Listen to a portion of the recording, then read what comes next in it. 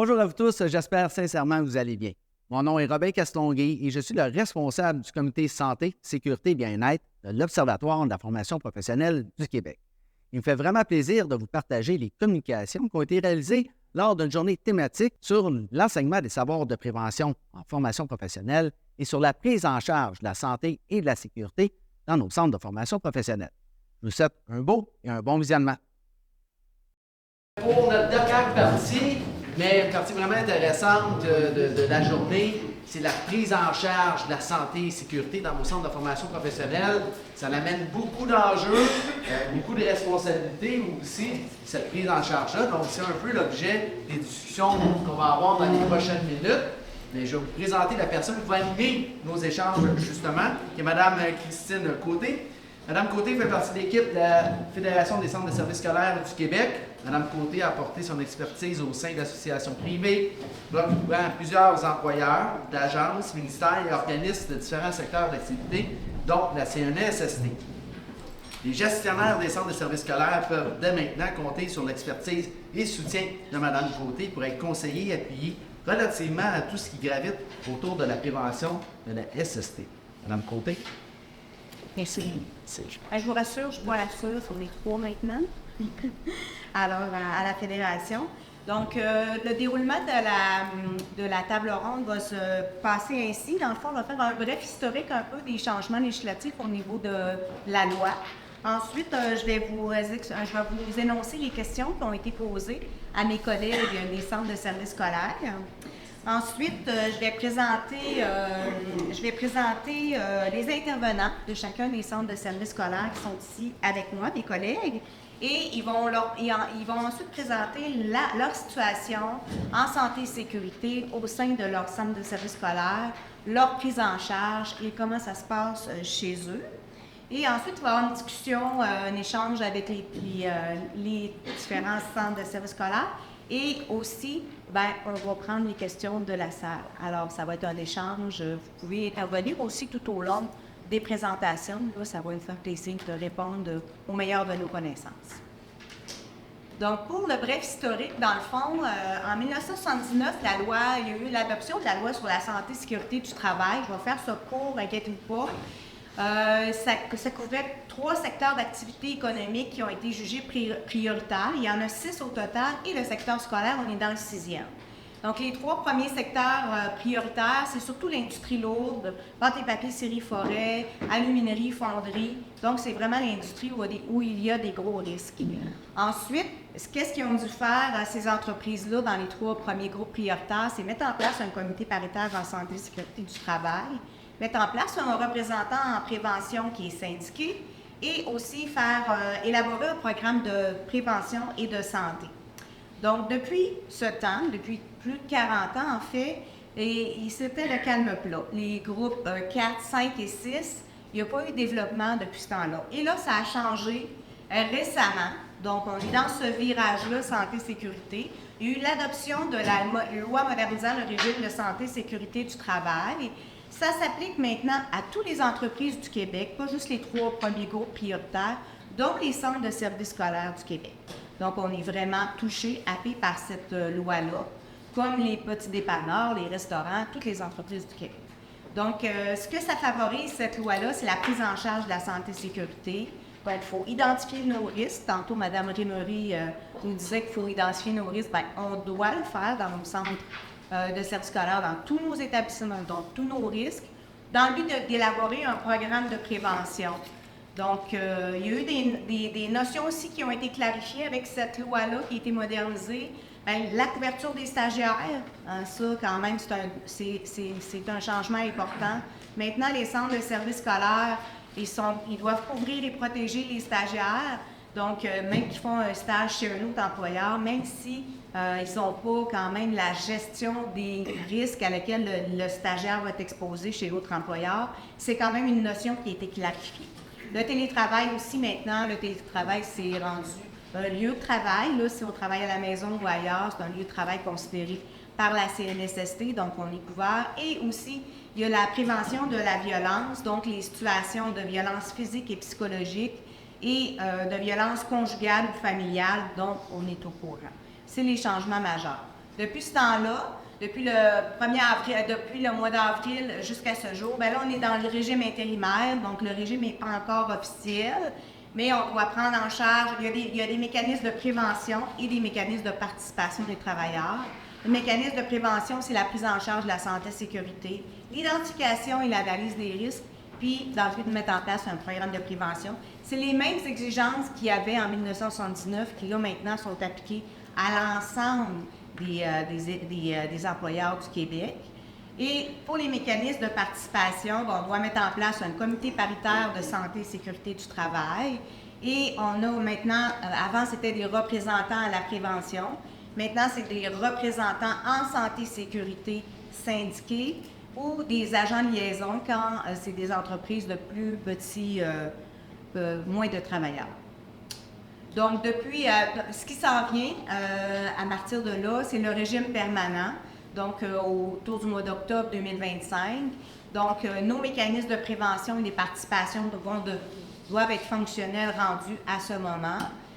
On va avoir des formations pour les comités paritaires santé-sécurité, tant pour la partie patronale que la partie syndicale. Les représentants santé-sécurité syndiqués vont avoir aussi une formation qui va être offerte, et aussi les agents de liaison aussi vont devoir suivre une formation offerte normalement par la CNSST, probablement gratuitement aussi. Et d'ici le mois d'octobre 2026, il faut que nos programmes de prévention soient terminés. Donc voilà un peu l'historique du virage santé-sécurité qu'on est en train de vivre dans nos centres de services scolaires. Et quand même, la bouchée est grande. Je vous le dirais, la bouchée est grande. Autant, tu sais, on voyait tantôt que dans l'industrie lourde, ils ont ces obligations-là depuis 1979. Nous autres, ils viennent d'arriver. Il y a certains centres qui étaient un petit peu plus avancés que d'autres, mais certains n'ont pas vraiment commencé là, à prendre en charge. Alors, les questions que j'ai posées aux représentants des centres qui sont ici, c'est ces deux questions. Donc, en fonction de vos observations, comment les besoins de prise en charge influencent-ils vos pratiques de gestion en formation professionnelle? Puis, quels sont les enjeux et défis à travailler en vue d'identifier, de réduire ou de contrôler les risques professionnels en formation professionnelle?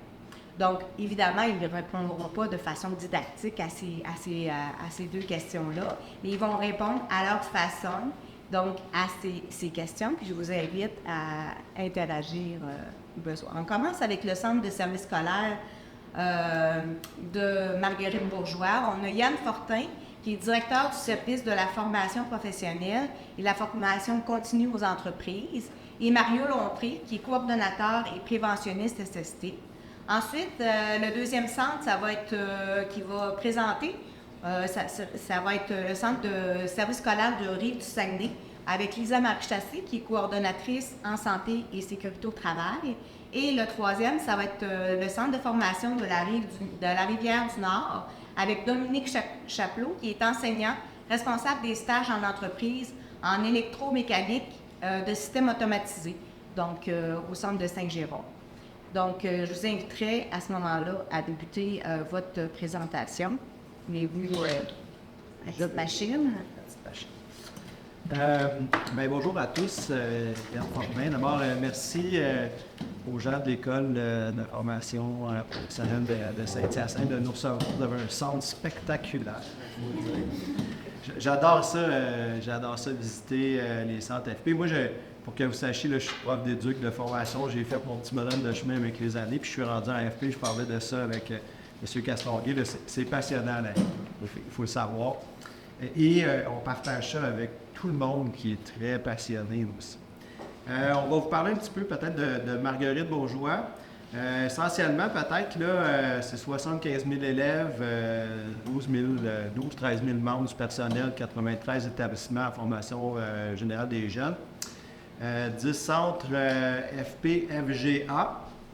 Et, on le dit toujours parce qu'on est bien fiers, là, mais 90,9% de taux de diplomation sur les cohortes 7 ans. Donc, tu sais, pour faire un portrait, là, on est après nos amis de la CSDM, que je regarde ici, on est le deuxième centre de service scolaire le plus important.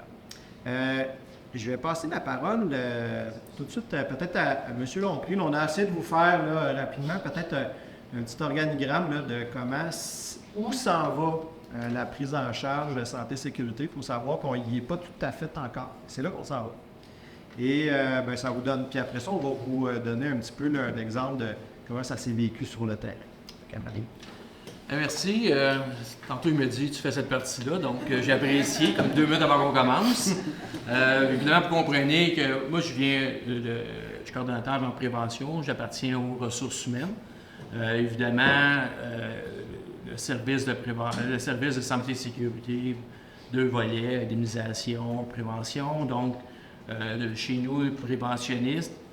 On fonctionne un peu tantôt, quand tu décrivais le fonctionnement, les comités paritaires. On a un comité paritaire chez nous qui est central, au l'ensemble du centre de service. Puis également, on est dans l'aboutissement d'une longue négociation pour les représentants santé et sécurité. Vous avez compris, longue négociation, c'est parce que c'est pas tant simple. Mais là, on voit la lumière au bout du tunnel, donc on s'en va vers ça de plus en plus. Puis, évidemment, dans l'organigramme que tu as fait, merci, évidemment, il y a aussi des comités locaux. Donc, dans les centres professionnels, on a tenté de responsabiliser les gens.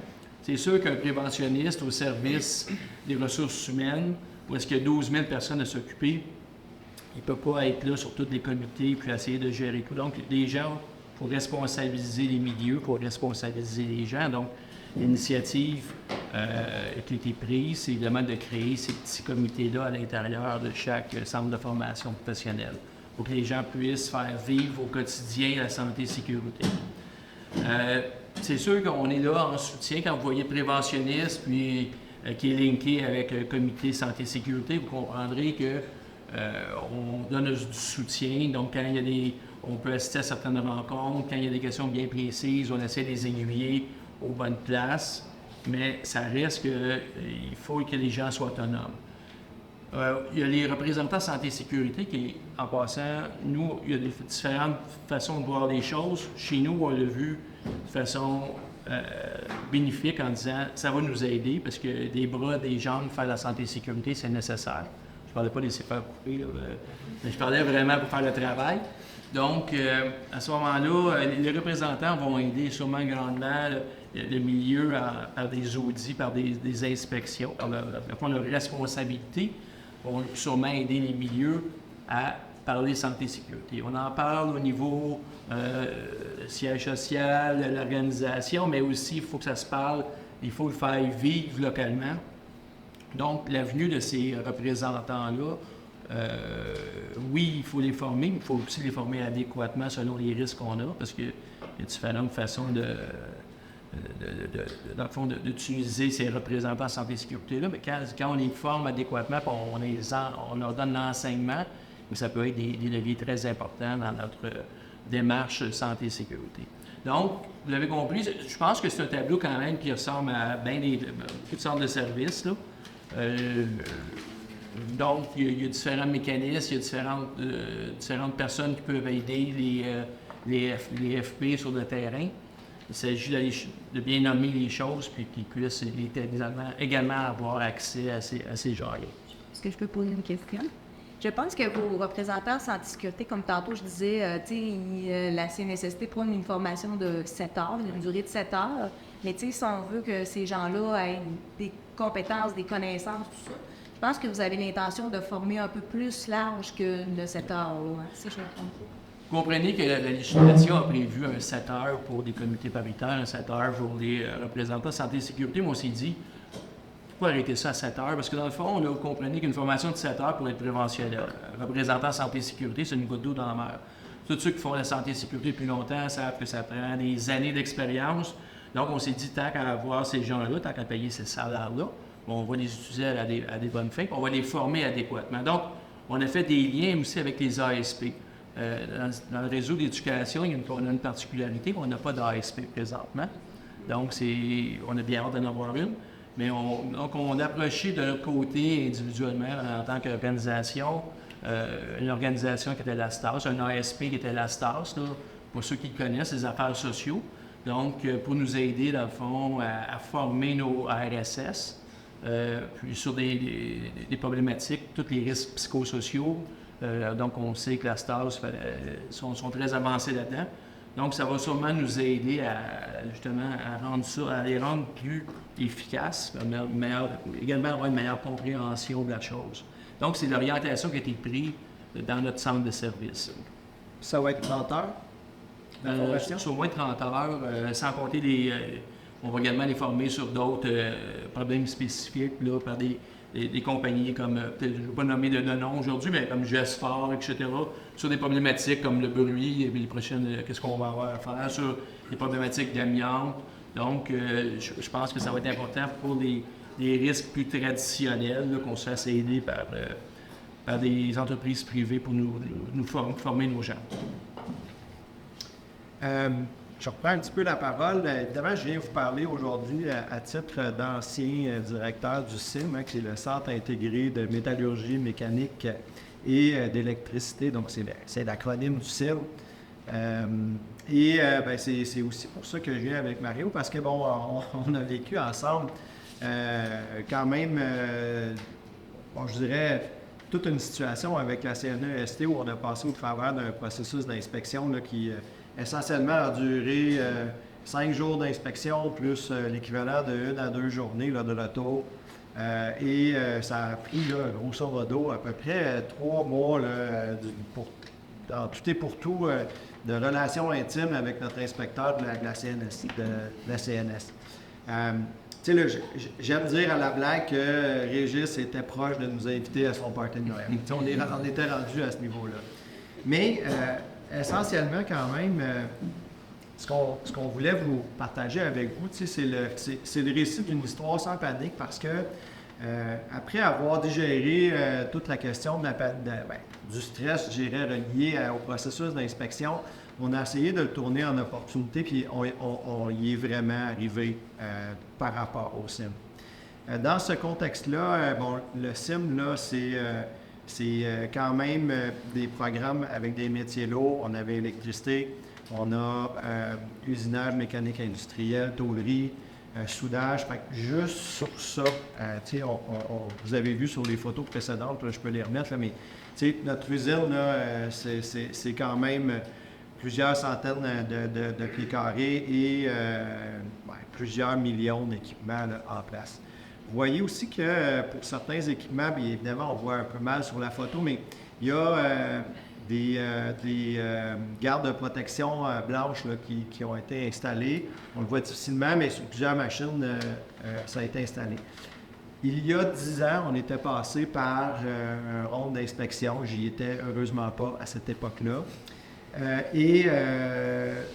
Dans cette ronde d'inspection-là, il a fallu tout revoir la disposition du CIM. Toutes les machines ont été déplacées, ils étaient trop proches. Il n'y avait aucun garde de sécurité, il a fallu les concevoir. Et comme on était équipé pour les concevoir, on a, en même temps qu'on donnait les cours, à cette époque-là, ils ont tout refait au complet, la sécurité.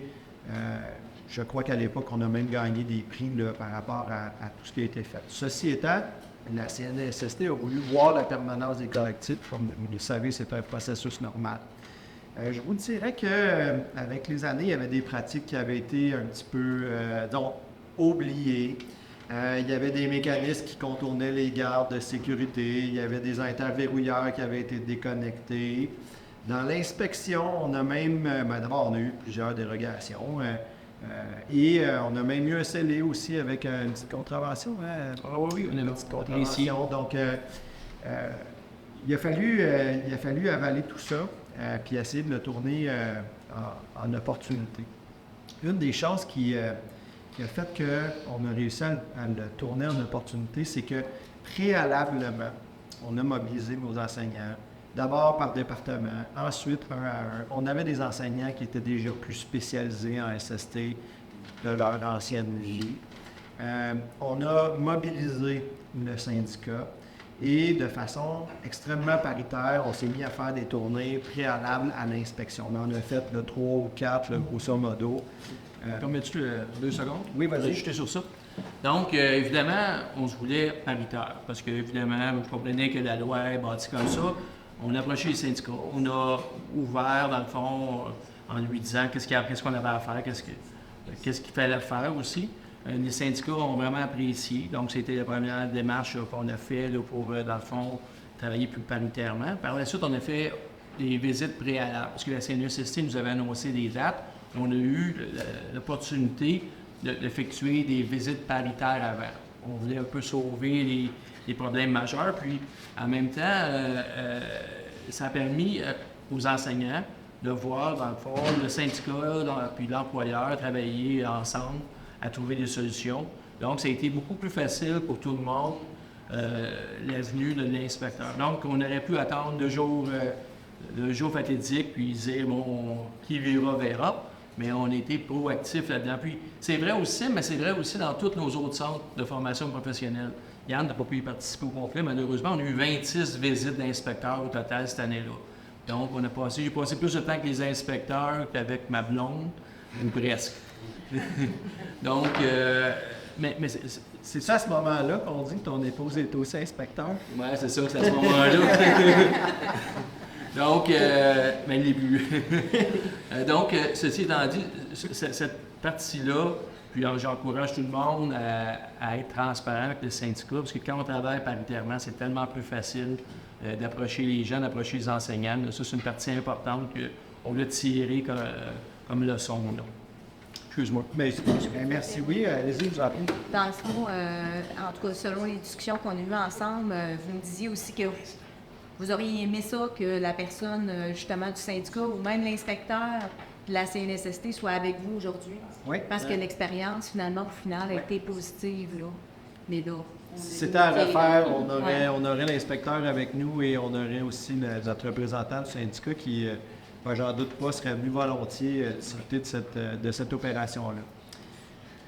Malgré toutes les inspections préalables qu'on a faites, puis moi, je n'arrivais pas des métiers lourds, donc mon expérience en santé et sécurité n'était pas à ce niveau-là, il faut le dire. Et malgré tout ça, on a quand même eu des dérogations. Mais l'inspecteur a bien compris que quand on avait une première tournée, déjà à la deuxième tournée d'inspection, tous les correctifs avaient été apportés. Bien sûr, on était équipés au CIM là, pour pouvoir amener immédiatement des correctifs sur nos machines-outils, mais essentiellement, il a vu notre bonne volonté dans la situation et on est passé d'une posture où il était l'inspecteur à une posture où il s'est mis à collaborer un peu avec nous. Donc, tout ça s'est imbriqué et s'est succédé, phase d'inspection, correctif et à terme, là, on a fini notre processus d'inspection. Il nous restait seulement une dérogation là, qu'on a mis fin tout récemment parce que le garde de protection était un petit peu plus complexe à concevoir. Essentiellement, tout a été fait à l'intérieur du processus normal d'inspection. Je vous donne un peu, peut-être ici, on ne voit encore pas très bien, mais parmi les choses qui ont été faites, on avait un laser au CO2 là, où on a dû former notre monde, on a dû comprendre c'était quoi la bébite qu'on avait et faire tout un garde par-dessus qui n'existait pas au moment de l'achat de cet équipement-là. Le garde, après avoir fait des recherches, on s'est rendu compte qu'il était vendu seulement aux États-Unis pour des machines qui étaient aux États-Unis et en Europe. Nous, c'était facultatif au moment où ça a été acheté et la compagnie ne fournissait pas le garde. Donc, mon prof en tôlerie a fait ni une ni deux, puis on a conçu essentiellement la garde. On est très fiers de cette affaire-là. Ensuite de ça, les prêts ateliers, le classique des classiques, là, ceux qui travaillent dans une usine, on n'avait pas de protection essentiellement. Le mécanicien industriel est venu concevoir des gardes. Et ça, c'est deux exemples un peu, mais de ce type d'exemple-là, on en a eu plusieurs, beaucoup moins spectaculaires peut-être que tous ceux-là, mais on en a eu plusieurs et on a vraiment agi au quart de tour avec ça. Ce qui fait que à terme, déjà, les enseignants étaient extrêmement fiers de l'implication qu'ils ont fait avec nous. Fait que, premier constat, il y a eu un sentiment de fierté qui s'est dégagé de ça parce qu'ils se sont rendus compte qu'à la fois la direction, le centre de service scolaire qui était représenté par Mario, le syndicat et la CNESST, on travaillait tout le monde ensemble pour eux autres. Dans le fond, c'était un peu ça. Ensuite de ça, ben, on a vu quand même une plus grande prise en charge de la santé-sécurité et il y a des pratiques qui se sont mises à changer. Je ne vous dis pas que c'est encore gagné, mais essentiellement, il y a quand même des grandes avancées qui ont été faites. Et là, bien, cette année, il y a les premiers balbutiements du comité SST à l'intérieur du CIM. Puis l'an prochain, on va intégrer à ça, bien évidemment, les RSS qui auront un rôle à jouer, puis Mario, qui va arriver par-dessus pour injecter de l'expertise. Fait que nous, on a très hâte, mais les milieux aussi ont très hâte au RSS. C'est pas juste... puis ça, bien, c'est la conséquence du fait qu'on a bien travaillé tout le monde ensemble. Ils ont hâte. Puis d'avoir l'œil extérieur par rapport aux activités qu'ils font actuellement, parce que des fois, on ne le voit plus, la problématique. Mais ça, je pense que nos enseignants vont être très, très réceptifs par rapport à ça. Parce que là, on parlait évidemment de métiers lourds, mais il y a aussi les métiers infirmiers auxiliaires, etc., où est-ce qu'il a fallu aussi faire des inspections. C'était différent, c'est une approche différente. En même temps, les sensibiliser aux risques. Puis, comprenez qu'au niveau des stages, quand on réussit à sensibiliser les enseignants dans leur milieu, après ça, ils sont déjà un peu mieux outillés pour intervenir dans les milieux de stage, pour avoir vu des inspections, pour avoir vu des inspecteurs. Donc, il y a un gain à faire ces inspections-là dans nos milieux, puis après ça, pouvoir, par extension, aider nos enseignants au niveau des stages. Ça complète, Merci. nous, Mme Côté. Avez-vous des questions avant de passer au prochain présentation? On était clairs. Merci beaucoup. J'inviterais Lisa Marie à... Oh, excusez, est-ce qu'il y a une question? Non, D'accord. Non. Est-ce que les règles sont centrales, ne sont pas dans les écoles? Bien, dans le fond, on leur attribue des secteurs, parce que vous comprenez que les SSS, c'est il faut les identifier par les milieux. Donc, nous, il y a un des RSS qui est responsable des ressources matérielles, également des centres de formation professionnelle, tandis qu'il y en a d'autres qui sont attribués plus au milieu scolaire, au milieu d'adultes. Donc, quand on a fait l'affichage est fait selon... il y a un poste prévu pour ce milieu-là. Et s'empêcherait-tu un centre de formation comme le CIM d'avoir à l'intérieur, au niveau de l'organisation scolaire, au niveau des Québécois, un RSS ou un équivalent? Bien, excellente question. tu parles du contre-maître. Bien, c'est-à-dire, oui, c'est ça. À la réponse, ça empêche-tu? Je crois que non, ça n'empêcherait pas.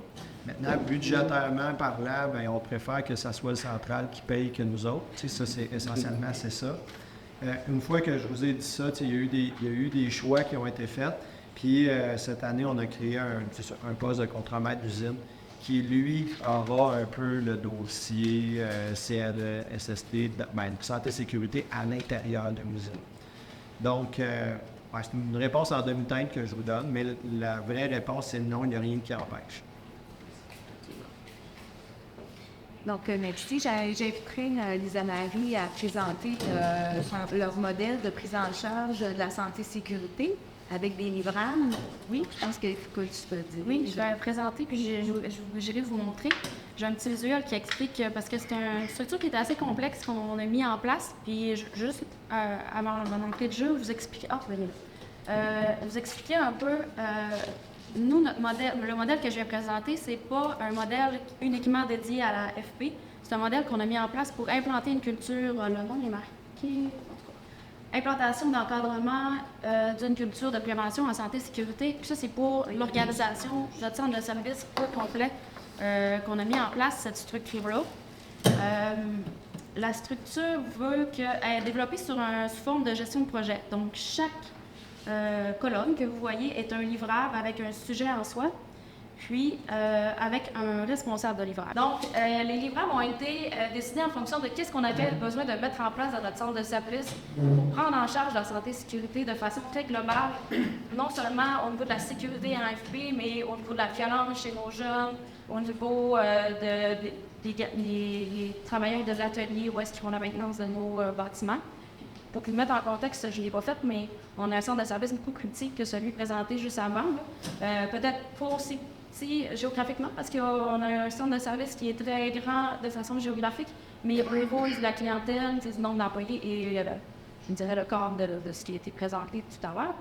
Mais reste que c'est quand même un centre de service avec plusieurs employés qui c'est difficile d'implanter une culture qui va aller rejoindre la majorité de nos employés.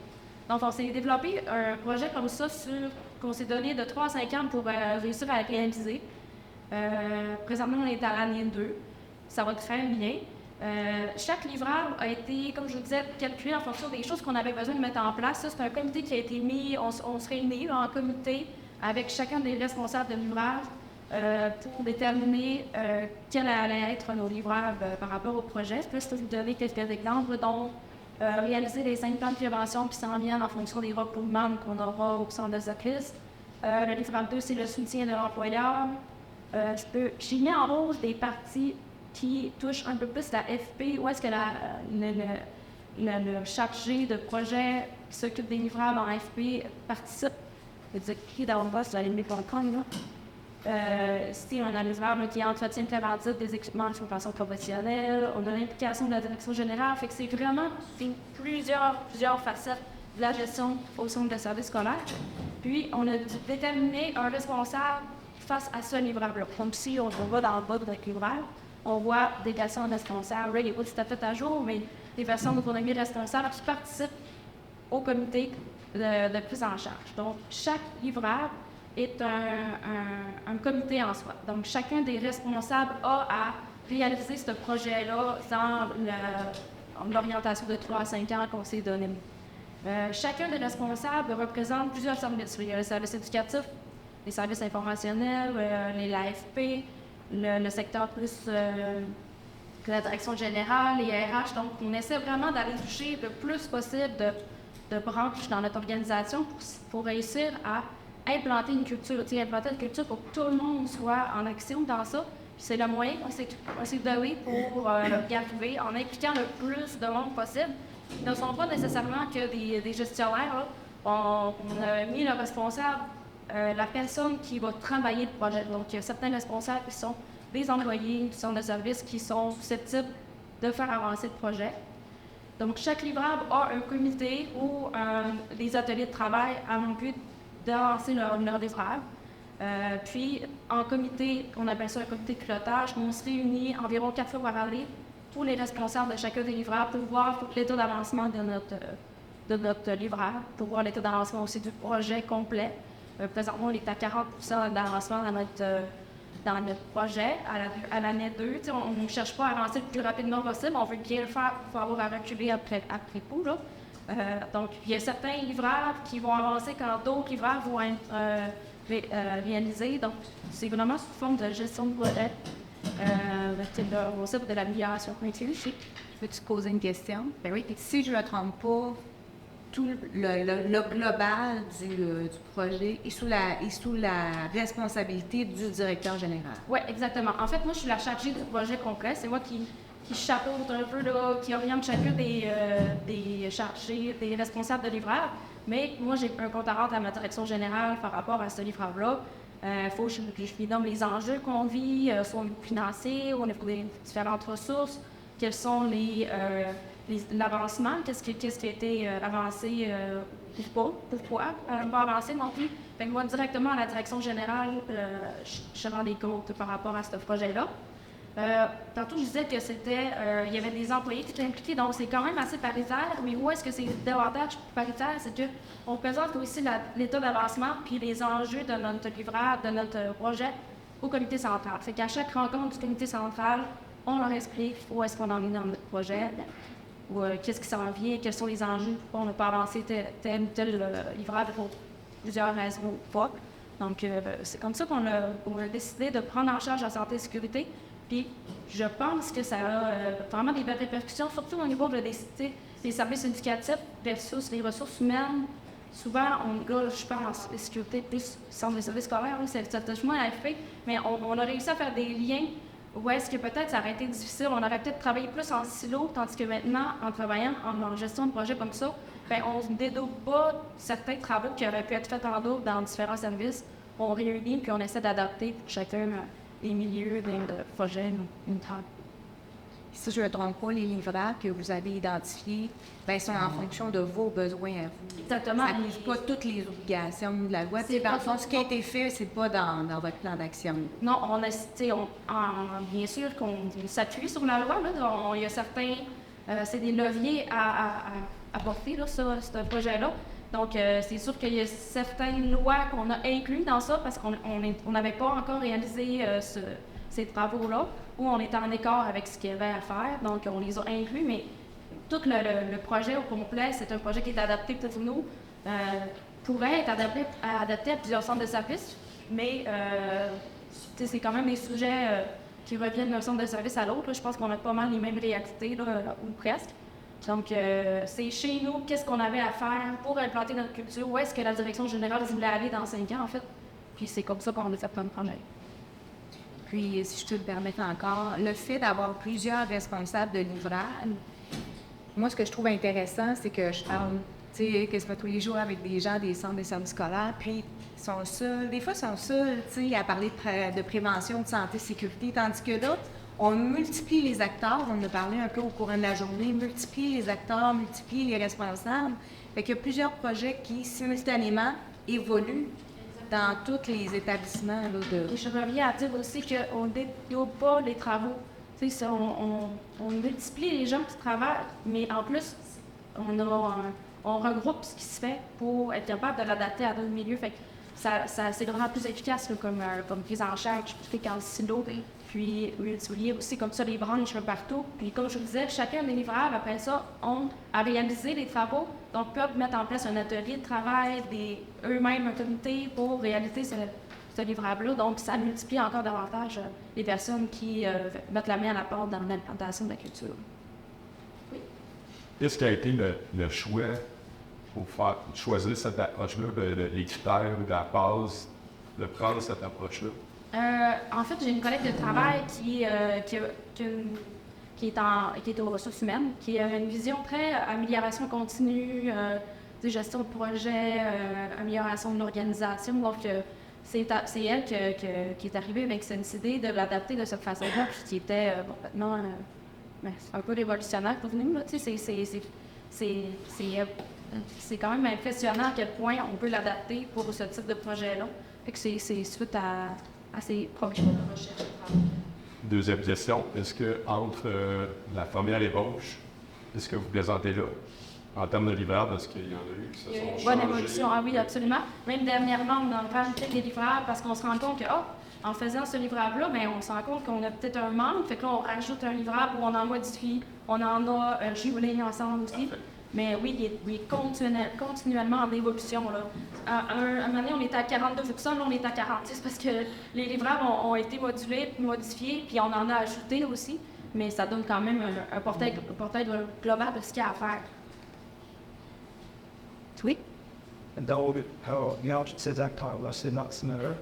Je vois une sélection et tout, mais est-ce que majoritairement, c'est des enseignants dans les métiers pareil, à être responsables ou plutôt dans les RH? C'est très varié. Il y a des directions d'école, il y a des coordonnateurs de services, et c'est beaucoup plus dans les gestionnaires. Mais comme je vous disais, on implique dans le livrable, dans le comité de ce livrable-là, tous les gens qui pourront participer aux travaux. On ne fait pas de distinction réelle entre le gestionnaire et quoi. On implique les gens qui vont faire avancer les travaux. C'est vraiment de l'opérationnel. Oui. Dans la priorisation de vos travaux, est-ce que ça a été pensé aussi au niveau comme monétaire, organisationnel? Parce que vous avez parlé de faire plusieurs projets en même temps, mais en même temps, quand il y a plusieurs projets, bien, il y a aussi de l'argent qui est comme impliqué. Fait que ça a été pensé aussi. C'est pas un état d'avancement non plus du livrable 1 au livrable 19, je pense. C'est vraiment, chacun des livrables a 5 ans pour être réalisé.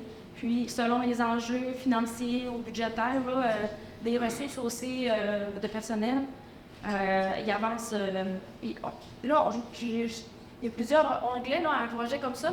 Puis, dans chacun des feuilles du bas, on peut avoir les détails du livrable.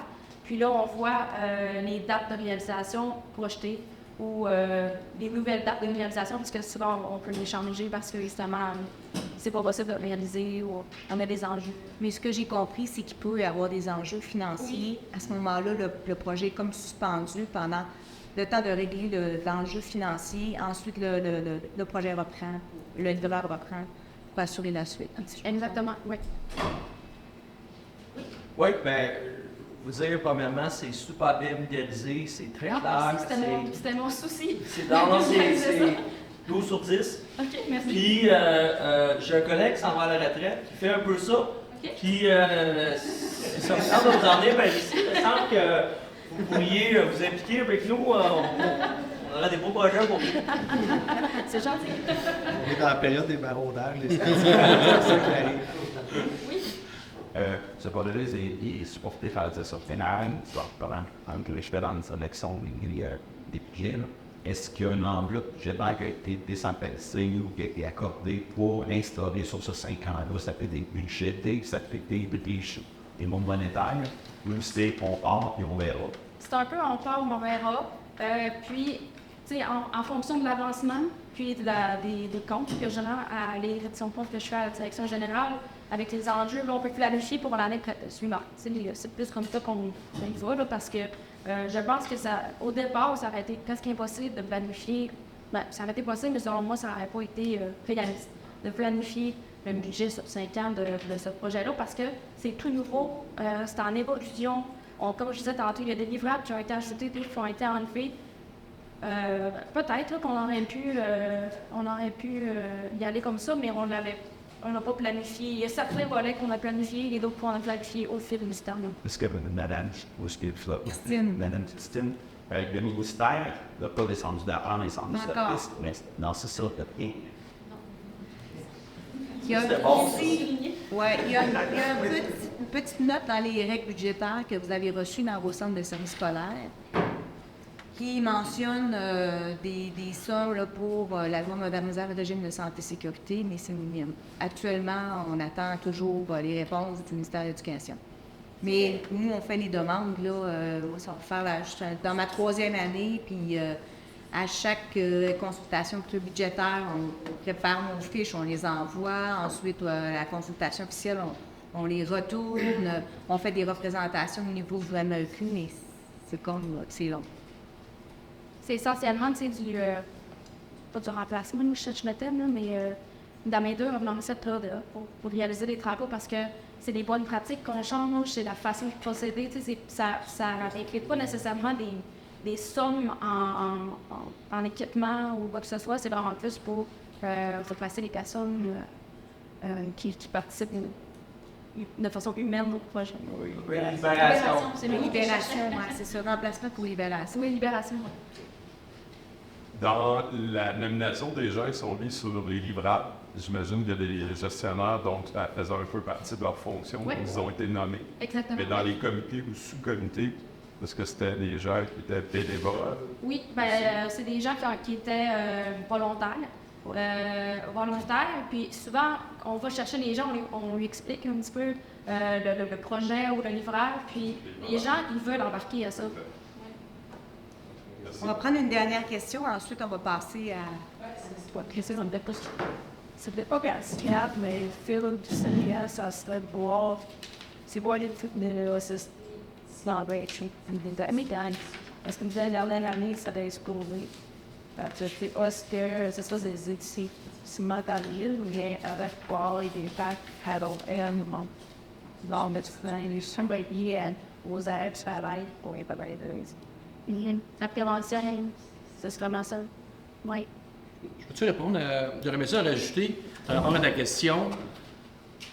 Malheureusement, toutes les sommes qu'on investit, puis chez nous, on investit des millions présentement en prévention, on n'aura pas de rendement sur les millions. On ne pourra pas les justifier. On ne pourra pas dire, bien, on a sauvé tant en indemnisation ou en coût. On sait qu'il faut le faire, c'est tout. Parce qu'il y a certaines actions qu'on peut poser qui pourraient nous permettre effectivement de sauver dans certains dossiers. Mais quand on s'attaque à des problèmes du type cadenassage, oubliez ça, il n'y a pas d'argent à faire avec ça. Il n'y a pas moyen de justifier l'investissement, sauf que ça pourrait arriver. Fait que dans les autres prises, peut-être, tu sais, puis ça va de moins, peut-être de l'automatisation, l'investissement physique, c'est peut-être de climatisation des SPP, de commencer à rouler ça année. Peut-être que là, des airs, or things in read, where it's like, no, I mean, Parfait, merci. J'inviterai Dominique Chapelot du Centre de services scolaires de la Rivière-du-Nord, qui est enseignant en formation professionnelle, à nous faire part de ses défis, de son expérience, puis de la santé et sécurité chez eux. Bien, bonjour, mes collègues ici ont mis la barre haute, disons, j'ai pas de support visuel, j'ai pas rien de ça, je vais y aller de vive voix. J'amène une vision beaucoup plus, peut-être, des questions qu'on avait au début, j'amène une vision beaucoup plus micro. Pour ceux qui ont fait de la planète, les enseignants, macro, micro, très, très centré sur mon centre présentement. J'avais des collègues qui malheureusement sont désités à la dernière minute, là, qui venaient du centre de service scolaire. Moi, je vais parler beaucoup plus pour mon centre où ce que j'enseigne. Je suis enseignant là-bas en électromécanique. Je suis aussi coprésident du comité de santé et sécurité qu'on a présentement à l'école. Notre comité comme tel, on se rassemble en 5-6 fois par année. On a des représentants de tous les départements. Donc, on a 16 programmes de formation. On a des représentants de tous les départements qui sont fait partie de leur tâche, dans le fond, de venir à ce comité-là. En plus de traiter tout ce qui est les enjeux de santé et sécurité niveau employé, comme employés, nous, à faire notre métier d'enseignant, on vise beaucoup aussi la retransmission de la santé et sécurité avec nos élèves, comment est-ce qu'on la fait vivre à nos élèves, comment est-ce qu'on l'apporte, comment est-ce qu'on l'enseigne. Fait que c'est surtout ça, ça fait partie en tout cas d'un gros rôle qu'on a avec notre comité santé-sécurité. Oui, on traite tous nos enjeux qu'on pourrait avoir, nous, en tant qu'employés. Fait que ça, c'est fait, c'est réglé. On amène ces points-là au comité, on les règle avec la direction. On a un préventionniste aussi, puis d'ailleurs, j'ai su dernièrement qu'il avait reçu de l'aide. On a une deuxième préventionniste qui est arrivée là, en surcroît, là, parce qu'on est un centre de service scolaire en pleine expansion. On se bâtit beaucoup d'écoles dans notre région, les Laurentides. Puis nous-mêmes, notre centre d'études professionnelles, on est en expansion aussi avec les AEP qui sont arrivés dernièrement. Fait que l'offensive construction. Fait qu'ils ont beaucoup de défis, nos préventionnistes, mais ils nous supportent beaucoup là-dedans aussi. Quand on a des problématiques, on a eu affaire à Jean-Philippe, justement, pour qu'il vienne voir certaines problématiques qu'on avait, certains questionnements qu'on avait. Donc, le comité santé et sécurité, on amène ces problématiques-là, au comité, puis on va chercher l'information parce qu'on a besoin d'aller la chercher avec notre préventionniste qui nous aide beaucoup pour être capable de nous libérer de notre enseignement. On amène nos problèmes, mais notre enseignement reste quand même prioritaire. Fait que le préventionniste travaille là-dessus. Et en plus de ça, bien, notre comité, comme je vous disais, on amène beaucoup le volet enseignement, le volet prévention avec nos élèves. Qu'est-ce qu'on peut faire pour pousser encore plus ça, la santé et sécurité dans notre enseignement? D'ailleurs, on a commencé à faire des activités de prévention avec le comité. L'année passée, ça a été notre première année où on a fait notre semaine qu'on a appelée CEP-SST. Puis on a fait une semaine complète, d'ailleurs, ce que je disais tantôt, Estelle, qu'elle avait participé à une semaine de prévention. C'était chez nous, dans notre centre, qu'on a deux représentants deux préventionnistes, donc c'est pas votre nom, conseillères, qui sont venus faire des ateliers pour nos élèves. De la manière, ça s'est déroulé sur une semaine complète. On a eu des ateliers qu'on a présentés à systématiquement tous les groupes de tous les départements de notre école. Fait qu'on avait prévu un horaire. Les ateliers que les conseillères avaient préparés étaient ciblés sur les différents métiers, donc sur nos différents DEP qu'on a à ouvrir. Fait que les élèves ont participé à ça. C'était prévu dans notre horaire. On avait une libération d'1 heure par jour pour aller faire cette activité-là avec tous nos élèves qui ont tout passé. Fait que ça a été comme notre premier jet de pouvoir voir qu'est-ce qu'on est capable de faire pour retransmettre cette mentalité-là, dans le fond, ce savoir-faire-là pour arriver à avoir plus de prévention du côté santé-sécurité. Fait que ça a bien fonctionné, on a eu des bons commentaires, on a eu des belles rétroactions de nos élèves et des enseignants. Fait qu'on a décidé cette année de répéter l'expérience d'une manière différente. Nos élèves sont en moyenne là 1 an et demi là, en moyenne, donc on ne voulait pas refaire vivre la même expérience aux élèves qui étaient déjà là. Fait que cette année, le 29 mai, on s'enligne sur une journée de prévention, santé, sécurité, une journée thématique où on a invité la CNSST à venir s'installer avec le kiosque pour pouvoir faire de la prévention.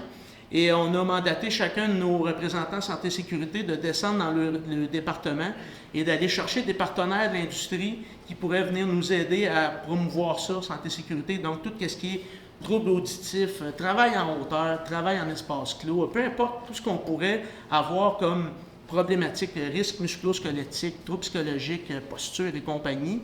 On a même invité le service de police, le service incendie, tout ce qui pourrait avoir le moindre petit rapport à la santé-sécurité de près ou de loin. On a invité ces partenaires-là à venir s'installer chez nous pour une journée, puis venir présenter sous forme de salon un peu, salon de la santé-sécurité. On va faire la même chose que l'année passée, on va libérer nos groupes pendant 1 heure de la journée. Ils vont venir visiter les différents kiosques. Même s'ils ne sont pas ciblés sur leur formation, ces kiosques-là vont pouvoir permettre à faire du transfert peut-être, des fois de voir d'autres situations de travail pour les transférer à leur propre métier. Fait qu'on travaille beaucoup sur la prévention avec notre comité comme tel. On travaille à mettre en place aussi différents moyens pour sensibiliser nos élèves. On a fait des fiches pas de prévention, des fiches d'analyse de situation de travail, où on fait sporadiquement des fois des petites interrogations à nos élèves pendant qu'ils travaillent. On arrive avec la fiche d'aujourd'hui, c'est toi qui as gagné, c'est toi qui remplis ça. C'est la fiche que j'ai bâtie est basée sur l'item, dans le fond, de la CNSST, vulgarisée sur une fiche de travail avec des petites cases à cocher, quelque chose de bien simple. On ne veut pas amener de lourdeur là-dedans. Les élèves, on a de la misère à les amener à réfléchir parce que parfois, ils veulent vraiment être dans l'action. Fait qu'on essaie de donner cette pause-là de réflexion, cette petite pause santé-sécurité-là qui fasse l'analyse de cette situation de travail. Fait qu'on arrive avec ces fiches-là, sporadiquement des fois pour essayer de remettre, de faire ressortir un peu ce qu'on les a essayé de nous inculquer.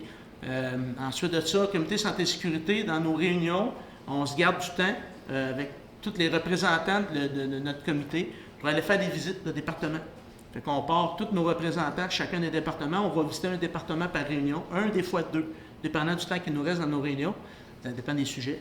Puis on va visiter les départements, on va voir aussi qu'est-ce qui a été fait comme amélioration. Fait que le représentant de ce département-là qu'on visite, il nous fait faire la tournée de son département. Des fois, on est une très grande école, on ne connaît pas nécessairement les réalités de tous les départements, de tous les métiers. Fait que c'est là que des fois, on est capable de ressortir des idées, qu'on est capable de partager des idées, puis qu'on est capable de redescendre ça ensuite dans nos réunions d'équipe. Chaque représentant est mandaté de descendre l'information dans les réunions d'équipe et de remonter l'information aussi quand il y en a. Fait que le résultat de ces réunions-là nous permettent de pouvoir diffuser, dans le fond, notre information, pour partager nos bonnes pratiques là, au travers le centre au complet. Fait que c'est surtout de présenter surtout la vision très, très micro, là, le terre à terre, le jour pour jour qu'un enseignant peut faire, puis avec un comité à même notre centre. Puis on a justement l'implication de la direction qui est très importante là-dedans. On a justement un directeur adjoint qui est coprésident avec moi du comité, puis qui, lui, s'occupe de tout le côté administratif, le côté budget et tout ce côté-là. Fait qu'on a une très bonne collaboration avec ça. Puis on en profite justement, on essaie de promouvoir ça le plus possible. Fait que ça fait 5 ans, 6 ans que je suis sur le comité présentement. Il y a eu un changement de direction entre-temps, changement de mentalité, un directeur qui arrivait justement du secteur jeune, pas comme vous, qui arrivait du secteur jeune, qui n'avait pas la vision de la santé-sécurité comme telle en industrie. Fait que ça a été du travail, lui, d'aller reprendre ce bagage-là. On l'a aidé pas mal là-dedans. Puis maintenant, il se trouve être quand même très à l'affût de tout ce qu'il y en est. Fait que ça ressemble un peu à ça. Mais nous, on a un poste de président de notre comité santé-sécurité aussi, si jamais. Ah! OK! Pour la période de C'est un prof qui s'en va. Ouais, c'est ça! Non, je ne suis pas près de ma retraite encore, j'ai l'intention de rester là encore. La santé-sécurité me tient à cœur beaucoup, autant dans mon ancienne vie d'électromécanicien que dans ma vie d'enseignant. Ça me tient très à cœur, fait que c'est pour ça que je m'implique là-dedans. Félicitations. Merci. Puis, est-ce qu'il y en a qui ont des questions, des commentaires? Oui. Quand vous parliez du ou de la préventionniste, on parle de la CNESST. On parle du centre de service scolaire. On a un préventionniste en santé et sécurité, oui, au centre de service scolaire, qui s'occupe de tous les centres et qui est là pour nous conseiller, justement, ça devient notre ressource quand on a besoin d'informations, des fois du côté légal, des fois du côté technique. Ça devient notre ressource, ça devient notre bras droit pour être capable de déléguer nos enjeux, des fois qu'on n'est pas capable, nous, de traiter dans notre day-to-day, là, qu'on n'a pas le temps, souvent, là, en tant qu'enseignant, ou des fois avec le comité, on n'a pas l'expertise de pouvoir répondre à certaines questions, des fois qui arrivent de nos enseignants, ou certaines interrogations, certaines problématiques. Fait qu'on a recours à ces préventionnistes-là qui viennent nous aider là-dedans, là, qui sont dédiés à ça au niveau du centre de service scolaire. C'est comme des Mario, là, en fait. C'est comme des Mario. Ouais. Mais- D'après ce que je peux voir. Qu'est-ce qu'il faut que savoir? Quand on se présente, là, on a l'air de sauveur, mais en réalité, là, dans la majorité des cas, la réponse, la bonne réponse provient du milieu. Donc, on fait juste, dans le fond, reposer, reformuler les questions autrement. Parce que, vous comprenez, sur une machine très complexe, je ne connais pas, là. Donc, je connais des principes de base, mais les gens qui connaissent, c'est vraiment la base. Donc, tu sais, on ne va pas réinventer la roue de ce côté-là. Donc, ils sont là, on est là comme facilitateurs. Oui, c'est sûr qu'on n'est pas on va chercher des informations à l'extérieur, mais grosso modo, mais l'information vous appartient. Là, Je donne un exemple de problématique d'interrogation qu'on a eue. Dans notre DEP, on a un 90 heures d'usinage sur machine-outil à faire. On emprunte, dans le fond, une partie du département d'usinage, parce qu'on a quand même le DEP en usinage machine-outil. On emprunte une partie du département avec un de nos enseignants qui va enseigner là-bas, l'usinage. Puis, on avait, en tout cas, de manière que le local est disposé, on avait une problématique de dire, sur le coup, on donne un peu de théorie, on fait des démos avec les machines. Ensuite de ça, on lance les 22 élèves sur 22 machines-outils qui tournent en même temps. Fait que là, on se disait, on est moins à l'aise côté sécurité, justement, l'enseignant, d'être capable d'avoir les yeux partout en même temps. Fait qu'on dit, bon, on va lancer les machines une à une, puis on va s'assurer que la personne soit capable de l'opérer sécuritairement. Puis là, pendant ce temps-là, les autres font quoi? Ils ont tendance à vouloir peut-être toucher aux machines, puis bon. Fait que, pour éviter des départs opportuns, mettons, de machines, ou pas volontaires, entre des gros guillemets, on a voulu faire un cadenassage de ces machines-là. Mais aussitôt qu'on rentre le terme cadenassage, ça arrive avec une pile de papier à peu près ça d'épais, puis des procédures, puis là, on s'est interrogé, si on cadenasse les machines, on doit-tu vraiment suivre une procédure de cadenassage, comme quand on intervient mécaniquement sur la machine, comme quelqu'un qui est à l'entretien, ou on veut seulement empêcher l'accès? Fait que c'est ça qu'on se demandait, bon, le côté légal de la chose. On a tout le temps le petit monkey en arrière qui nous dit « Hey, fais attention, il faut que ça soit légal, que ça soit legit. » Fait qu'on s'est assuré de vérifier avec notre préventionniste, poser des questions, puis il nous est revenu avec des réponses intéressantes. On a décidé d'instaurer un système nous autres, on a appelé ça un cadenassage pédagogique. Fait qu'il n'y a pas d'intention de maintenance sur la machine. C'est pas pour faire une intervention qui pourrait mettre en danger la personne parce qu'elle est dans la machine. C'est pour ne pas opérer la machine tout de suite, pour être capable d'avoir un contrôle sur l'élève qui opère cette machine-là, d'être sûr de sa compétence, puis d'être capable d'opérer ça du premier coup, là, quand même assez correct. Fait que c'est pour ça qu'on a fait appel aux préventionnistes pour avoir ce côté-là, ce côté légal-là. On est obligé de rentrer dans la vraie grosse procédure de cadenassage officiel, ou bien on peut juste se permettre de dire, ben on met une tie wrap sur le disconnect, puis ça finit là. Fait que c'était entre les deux. Et je peux te confirmer qu'on fait la même chose ici, et ça a passé l'inspection. Donc, ouais. t'es correct. Good. Cadenassage de contrôle, Gilles. Ah, OK. Nous autres, on l'appelle cadenassage pédagogique. Question.